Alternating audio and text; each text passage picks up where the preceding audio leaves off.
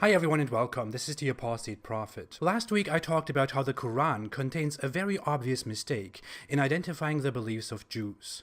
Today I want to go on with that and talk about another sign of ignorance found in the Quran. This time it concerns the beliefs of Christians. If you read the Quran, the author was clearly not an expert in theology, even though the author is supposed to be almighty, all-knowing, perfect Allah, who also claims to be the same God of the Bible. The topic that Allah got wrong this time is the Christian doctrine of the Trinity, which is not even a hard thing to grasp. The vast majority of Christians believe in the Trinity, and the vast majority of Christians believed so when Muhammad was around. There are also some Christians that don't follow the doctrine of the Trinity, but even among them, the concept of God is basically the same.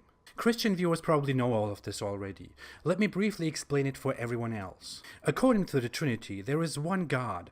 God is one being, but God with his one being is also present in two other persons, namely Jesus Christ, the Son, and the Holy Spirit. It's easy to confuse us at first, but thinking further, it's quite understandable. Let me use this to explain it better.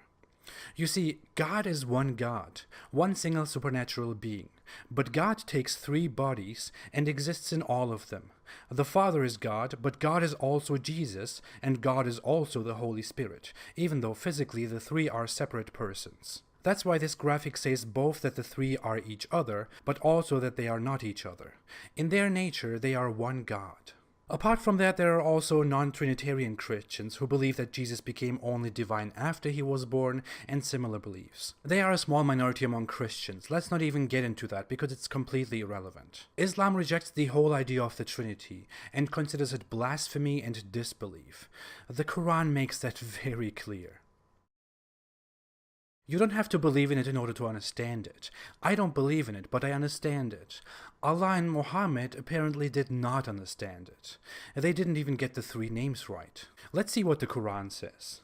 And beware the day when Allah will say, O Jesus, son of Mary, did you say to the people, take me and my mother as deities beside Allah? Chapter 5, verse 116.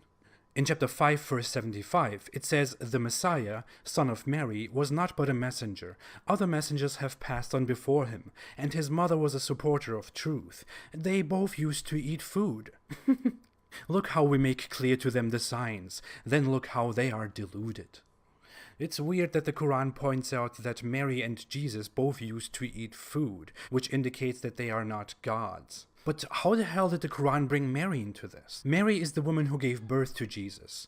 According to both Christian and Islamic belief, Mary became pregnant by a divine intervention without a human father and without sexual intercourse. Her pregnancy was given to her by the Holy Spirit. Therefore, Jesus' birth is also called virgin birth.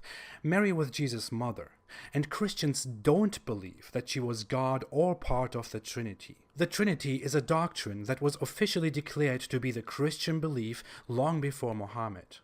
It wouldn't even make sense to found a new form of Trinity that sees the Father, the Son, and Mary as God or gods. Also, the belief in the Holy Spirit is manifested in the Bible. Why would a Christian come and remove that and replace it with Mary?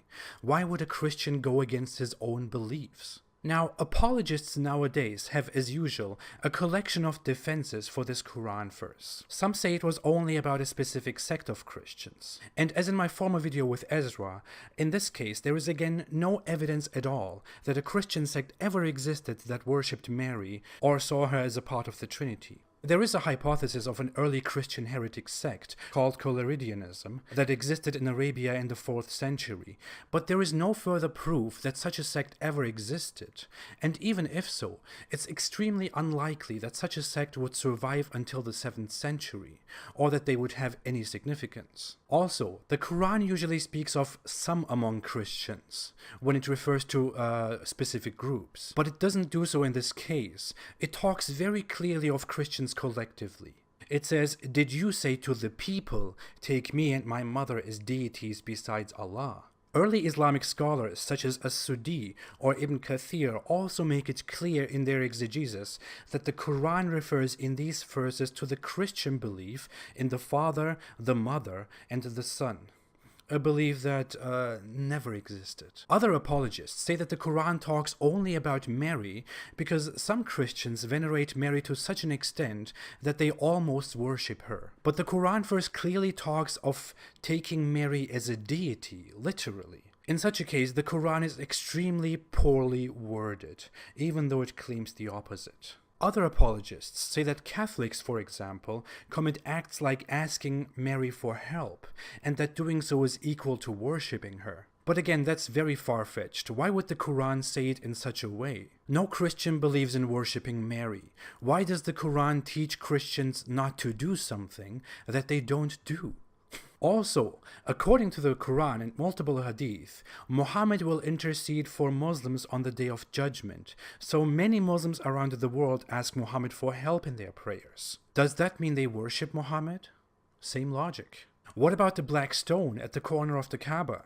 Muslims kiss it, touch it, and give their attention to it during their pilgrimage, because Muhammad did so too, and because Muhammad told Muslims that the black stone will speak on the Day of Judgment and testify for those who paid respect to it. Does this mean that Muslims worship the black stone? Same logic. As you can logically conclude, the author of the Quran had no idea what he was talking about, and further inspection only proves that point.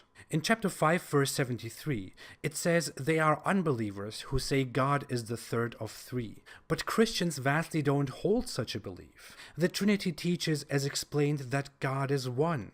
Only misunderstanding the Trinity would lead you to understand it as polytheism. If the author of the Quran understood the Trinity, he would have certainly not described it as the third of three, which is a weird thing to say. In another verse in the Quran, it repeats the same notion and says Allah is but one God.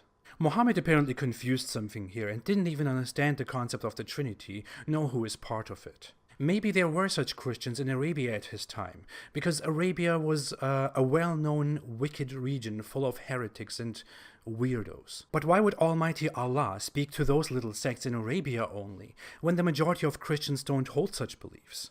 Well, he does talk to all Christians, he just doesn't have any idea what they believe in. There is again no reasonable explanation of this Quran verse, and interpretations by Islamic scholars only prove my point, although a regular Muslim would tell me to go and ask a scholar about this. The Quran in this regard only makes sense if we twist its words and understand it in a completely different way than it reads. I'm talking of changing the meaning of the Quran, something that Muslims ironically accuse critics of Islam of all the time. And the same thing is done over and over again in my last video about Ezra. Critics of Islam don't change the meaning of the Quran. They just read it exactly the way it is. The problem is that apologists of the Quran are too afraid to read it the way it is. Now tell me, how can Allah be an almighty, all-knowing God and the God of the Bible if he makes such huge mistakes about the Bible, Christians, Jews, and their beliefs? You should come to the same conclusion that I have come to. The Quran is not the word of some almighty, all-knowing Allah. It is the word of an ignorant merchant in Arabia, who wasn't even fully familiar with the beliefs of people, but he plagiarized them in order to make his own his own political system stronger. There it is, another mistake and another reason not to believe in Allah or Muhammad. Thanks for watching. If you like this video, don't forget to like, to subscribe, and to share. My videos are not monetized, so you can watch everything without any interruptions. If you want to support my cause, you can do so on Patreon. I appreciate every kind of support very, very much, and I will try to give back in the best ways possible. Thank you. Have a good day and stay away from Islam.